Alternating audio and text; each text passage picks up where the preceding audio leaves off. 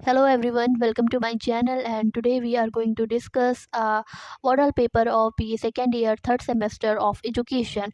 हमारा जो education subject है उसका आज हम लोग मॉडल पेपर जो है उसको डिस्कस करने वाले हैं कि उसमें किस टाइप के क्वेश्चंस आते हैं और कौन से ऐसे क्वेश्चंस हैं या फिर टॉपिक हैं जो हमें ज़्यादा अच्छे से ज़्यादा ज़ोर देकर पढ़ लेना चाहिए क्योंकि वो रिपीट होते रहते हैं। हमारे जो क्वेश्चन पेपर है एजुकेशन का जो क्वेश्चन पेपर है उसका नाम है philosophical, sociological, political, economic perspective of education। Okay. हमारा जो क्वेश्चन पेपर है उसमें थ्री टाइप्स ऑफ सेक्शंस होते हैं, मतलब थ्री सेक्शंस होते हैं, सेक्शन ए बी एंड सी। ठीक है, तो सेक्शन ए जो होता है उसके अंदर वेरी शॉर्ट आंसर वाले टाइप वाले जो क्वेश्चंस होते हैं वो आते हैं, और फिर हमारा जो सेक्शन बी होता है उसमें शॉर्ट और जो सेक्शन बी होता है उसमें लॉन्ग आंसर आते हैं। तो जो सेक्शन ए है उसके अंदर हमें अराउंड 50 वर्ड्स में अपना जो क्वेश्चन पेपर है, आई मीन आंसर है, उसको कंप्लीट करना होता है। तो सेक्शन ए में हमसे जो पहला क्वेश्चन पूछा गया है वो है डिफाइन फ़िलॉसफी। फ़िलॉसफी क्या है? तो जो फ़िलॉसफी है, philosophy has been defined from two Greek word, first is philos and sophia. Philos और सोफ़िया से मिलकर बना है हमारा जो फ़िलॉसफी है। Philos means love and sophia means wisdom. Love for wisdom is known as philosophy. ये आप इसमें बातें लिख सकते हैं और जो आगे थोड़ी बहुत बातें इस पे ऐड कर सकते हैं। ठीक है? तो ये हो गई हमारी फ़िलॉसफी। या बहुत ईज़ी सा आंसर है, आप इसके अंदर बहुत ही अच्छी तरीके से आप इसको अटेम्प्ट कर सकते हैं। उसके बाद जो हमारा सेकंड क्वेश्चन है वो है राइट द मीनिंग ऑफ आइडियलिज़्म। आदर्शवाद का अर्थ लिखिए। आइडियलिज़्म एक तरह की फ़िलॉसफी है जो हमारे सिलेबस में है। बेसिकली हमारे सिलेबस में थ्री टाइप्स ऑफ फ़िलॉसफी हैं, तो हम यहाँ पे थोड़ा सा डिस्कस कर लेंगे। पहली फ़िलॉसफी जो है हमारी आइडियलिज़्म, जो हमसे पूछा जा रहा है, आइडियलिज़्म, then नेचुरलिज़्म, and third one is pragmatism। तो जो लोग आइडियलिज्म में बिलीव करते हैं वो गॉड में बिलीव करते हैं, जो नेचुरलिज्म में बिलीव करते हैं वो नेचर पे बिलीव करते हैं कि जो हमारा नेचर है, जो हमारा प्रैक्टिकल वर्ल्ड है, वो ही रियल है। और जो लोग प्रैग्मेटिज्म में बिलीव करते हैं वो लोग कहते हैं कि अगर हमें बच्चे को कोई चीज़ सिखानी है या फिर हम बच्चे को पढ़ा रहे हैं तो वो चीज़ें हम प्रैक्टिकल करके दिखाएं उसको, है ना। तो वो बहुत ज़्यादा प्रैक्टिकल में बिलीव करते हैं कि जो थॉट्स हमारे अंदर हैं वो तब तक मीनिंगफुल नहीं है जब तक कि हम उसको प्रैक्टिकल लाइफ में हम उसको यूज़ नहीं कर पा रहे हैं। ठीक है? तो वो प्रैग्मेटिज्म में जो लोग बिलीव करते हैं वो कहते हैं। और आइडियलिज्म में तो हमने देखा ही है कि वो गॉड में बिलीव करते हैं, वो इटर्नल वर्ल्ड में बिलीव करते हैं। तो यहाँ पे जो हमारा क्वेश्चन है वो है write the meaning of idealism. Idealism का मतलब क्या है वो लिखिए। तो आइडियलिज़्म वही लोग होते हैं, आदर्शवाद वो फ़िलॉसफ़ी है जो गॉड में बिलीव करती है, जो इटर्नल वर्ल्ड में बिलीव करती है, और वो कहती है कि हमारी जो बॉडी है वो इतनी ज़्यादा रियल नहीं है, लेकिन जो हमारी सोल है वो इटर्नल है, वो हमेशा रहने वाली है, वो कभी भी मरेगी नहीं, वो एंडलेस है। ठीक है? तो ये बातें हमारे जो आइडियलिज़्म फ़िलॉसफ़ी में जो लोग बिलीव करते हैं वो कहते हैं। आप इसमें ये लिख सकते हैं कि idealism is a philosophy that believe in God, that believe in the eternal world, that believe in the mind and thoughts in the mind। ठीक है? तो ये सारी बातें आप आइडियलिज्म में लिख सकते हैं। फिर जो हमारा थर्ड क्वेश्चन है वो है डिफाइन प्रैग्मेटिज्म। प्रैग्मेटिज्म क्या है? प्रैग्मेटिज्म अभी हमने जैसा कि यहाँ पर डिस्कस किया था कि थ्री टाइप्स ऑफ फिलॉसफी हमें हमारे सिलेबस में हम पढ़ते हैं, आइडियलिज्म, नेचुरलिज्म एंड प्रैग्मेटिज्म। तो ये जो लोग प्रैग्मेटिक होते हैं वो बिलीव करते हैं कि चीज़ों को प्रैक्टिकल करने में बिलीव करते हैं। वो कहते हैं कि ऐसे थॉट्स जो हमारे मन में है वो तब तक रियल है, तब तक ट्रू है, जब तक कि हाँ वो प्रैक्टिकल किए जा सके। और जो थॉट्स ऐसे हैं जिनको प्रैक्टिकल नहीं किया जा सकता या फिर जो प्रैक्टिकल नहीं है, उन उन थॉट्स का कोई मतलब नहीं है, वो थॉट्स फॉल्स होते हैं। तो ऐसी बातें कहते हैं हमारे प्रैग्मेटिक जो होते हैं वो कहते हैं। तो ये बातें आप लिख सकते हैं। और जॉन ड्यूवी हैं, जॉन ड्यूवी जो हैं वो इसके बहुत ही बड़े एक्सपोनेंट है, उनका बहुत बार यहाँ पर नाम लिया जाता है। तो ये सारी बातें आप प्रैग्मेटिज्म में लिख सकते हैं। उसके बाद जो हमारा क्वेश्चन नंबर 4 है वो है give the definition of education according to John Dewey. John Dewey के अकॉर्डिंग एजुकेशन की डेफिनेशन क्या है उसको लिखिए। तो आप इसको पढ़ के लिख सकते हैं कि जॉन ड्यूवी जो थे वो प्रैग्मेटिक थे, वो प्रैग्मेटिज्म में बिलीव करते थे, वो प्रैक्टिकल वर्ल्ड में बिलीव करते थे, वो लर्निंग बाय डूइंग में बिलीव करते थे।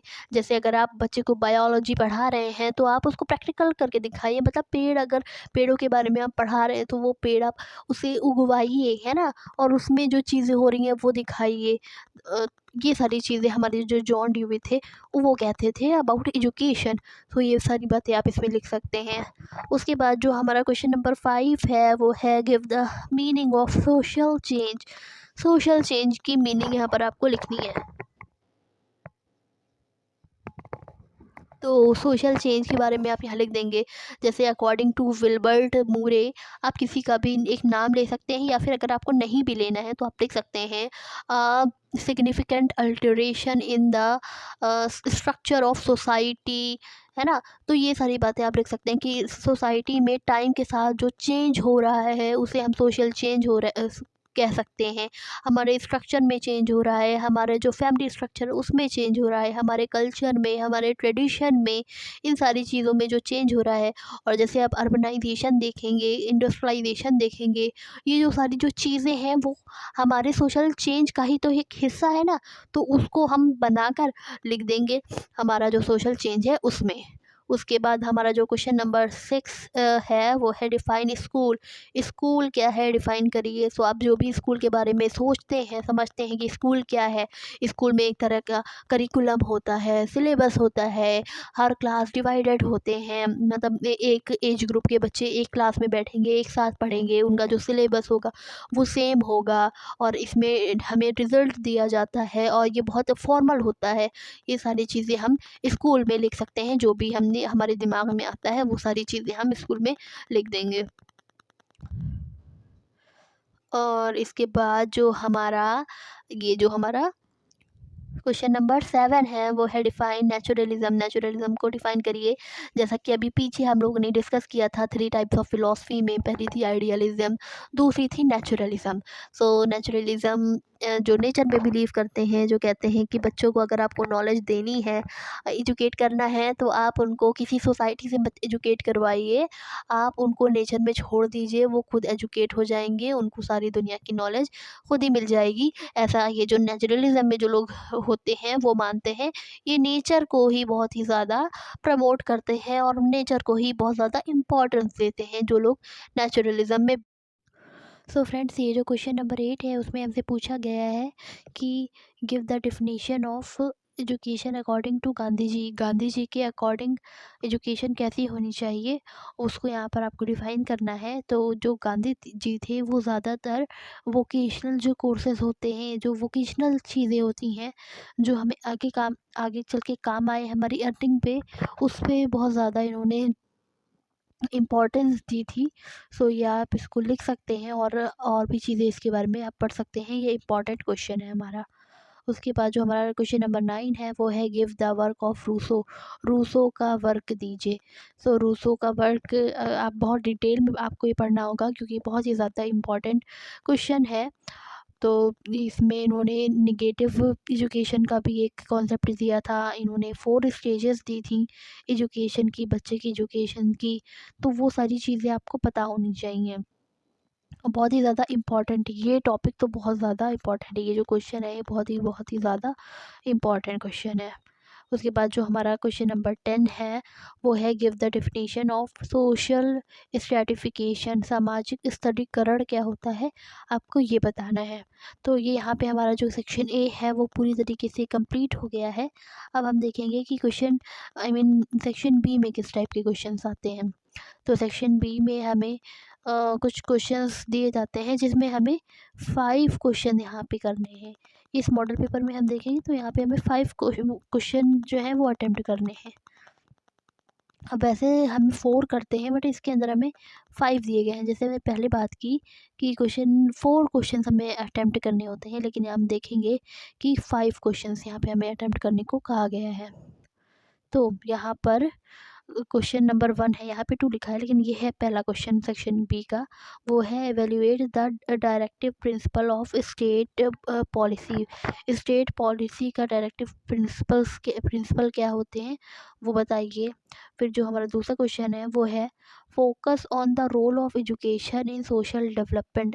सोशल डेवलपमेंट में एजुकेशन का क्या रोल है वो आप अपने हिसाब से, आपको जो लगता है आपकी अंडरस्टैंडिंग के अकॉर्डिंग आप यहाँ पर वो बातें लिख देंगे। और आपको इसके लिए थोड़ा बहुत पढ़ना होगा, कुछ आर्टिकल्स आप पढ़ सकते हैं, अपनी बुक पढ़ सकते हैं ये क्वेश्चन को अटेम्प्ट करने के लिए। ये आपकी अंडरस्टैंडिंग पे होते हैं, ये सारे जो क्वेश्चन होते हैं ये आपकी अंडरस्टैंडिंग पर होते हैं। तो क्वेश्चन नंबर 3 जो है, तीसरा क्वेश्चन है सेक्शन बी का, वो है describe the needs of moral education. Moral education की नीड क्या है, हमें बच्चे को मॉरल एजुकेशन क्यों देनी चाहिए, वो ज़रूरी क्यों है ना। मतलब अगर हम साइंस की चीज़ें उसे बता रहे हैं तो हमें मॉरल क्यों बतानी चाहिए। तो ये सारी चीज़ें आपको इस वाले क्वेश्चन में लिखनी है। आफ्टर दैट क्वेश्चन नंबर 5 में describe the fundamental duties of citizen. Fundamental duties क्या होती हैं सिटीजन्स की, वो यहाँ पर आपको डिस्क्राइब करना है। फिर 6 क्वेश्चन है वो है focus on the factors conducive of social mobility. यहाँ पर सोशल मोबिलिटी के बारे में हमसे पूछा गया है और ये क्वेश्चंस आपको अटेम्प्ट करने होंगे। फिर हमारा जो 7 क्वेश्चन है वो है give the principle of school organization. School organization के क्या प्रिंसिपल्स होते हैं वो आपको यहाँ बता रहे हैं। फिर क्वेश्चन नंबर 8 है वो है give the factor affecting social change. Factor जो सोशल चेंज को अफेक्ट करते हैं वो फैक्टर्स आपको इसके आंसर में लिखना है। और क्वेश्चन नंबर 9 जो है वो है focus on the measures of end of gender bias. Gender bias को कैसे ख़त्म करें, उन बातों पर कुछ जोर दीजिए, क्या हो सकता है, क्या बातें हो सकती हैं। तो ये क्वेश्चन आपको करना है। यहाँ पे इन सारे क्वेश्चंस को हम बहुत ज़्यादा डिस्कस नहीं कर रहे हैं क्योंकि वीडियो बहुत ज़्यादा लंबी हो जाएगी। अगर आपको इसको और मतलब चाहिए कि बहुत ज़्यादा इसको डिस्कस किया जाए इन सारे क्वेश्चंस को, तो आप कमेंट करिएगा प्लीज़।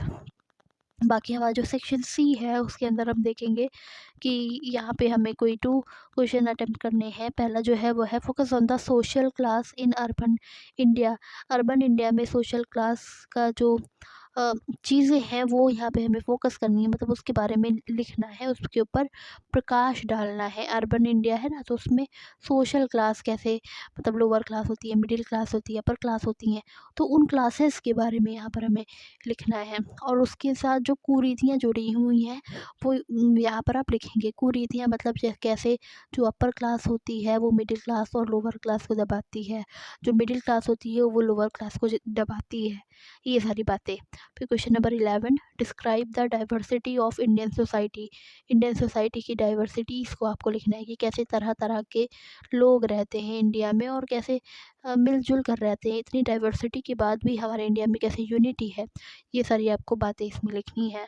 फिर क्वेश्चन नंबर 12 है वो है give the proposed scheme of education by Emile by Rousseau. So Rousseau की एक बुक है एमिल, उन्होंने एजुकेशन की स्कीम कैसे रखी है, मतलब वो जो एक बुक उन्होंने लिखी है एमिल, तो उसमें उन्होंने 4 स्टेजेस बताई हैं बच्चे की एजुकेशन के लिए। तो वो 4 एजुकेशन के जो स्टेजेस हैं कि पहले स्टेज पे कैसे खाना चाहिए, दूसरे स्टेज पे कैसे खाना चाहिए, तीसरे पे कैसे खाना चाहिए और चौथे पे कैसे खाना चाहिए। तो उन सारे स्टेजेस के बारे में आपको यहाँ पे नीचे डिस्कस करना है। और जैसे हमने पहले भी बात की है कि रूसो का ये जो टॉपिक है वो बहुत ही ज़्यादा इम्पॉर्टेंट है अपने आप में, तो इसको तो आपको छोड़ना नहीं है। और जो फ़िलॉसफी वाला जो क्वेश्चन है वो भी बहुत ज़्यादा ज़रूरी है। फिर क्योंकि ये सारे जो क्वेश्चंस हैं ये हम अपनी अंडरस्टैंडिंग के साथ भी कर सकते हैं, लेकिन अगर इसको आपने नहीं पढ़ा है तो आप इसको अटेम्प्ट नहीं कर सकते हैं। अगर आपने जैसे रूसो नहीं पढ़ा है तो आप कैसे बताएंगे कि निगेटिव एजुकेशन क्या है, एमील क्या है, ठीक है, तो आपको ये पढ़ लेना चाहिए। फिर जो क्वेश्चन नंबर 13 है वो है focus on the aim and teaching method of education according to Gandhi ji. Gandhi ji के अकॉर्डिंग एजुकेशन का एम क्या होना चाहिए, टीचिंग मेथड्स क्या होनी चाहिए, ये भी आपको पढ़ लेना है। एक गांधी जी और दूसरा रूसो और जॉन ड्यूवी जो है, ये जो 3 है ये बहुत ही ज़्यादा इम्पॉर्टेंट है हमारे एजुकेशन का जो एग्ज़ाम है थर्ड सेमेस्टर का, उसके लिए। बाकी जितने भी क्वेश्चंस हमने उसको देख लिया है और डिस्कस भी कर लिया है थोड़ा बहुत, ज़्यादा तो नहीं किया है। बाकी अगर आपको इससे रिलेटेड कोई वीडियो चाहिए, किसी एक टॉपिक पे वीडियो चाहिए, तो आप उसको हमसे कमेंट में पूछ सकते हैं। So thank you.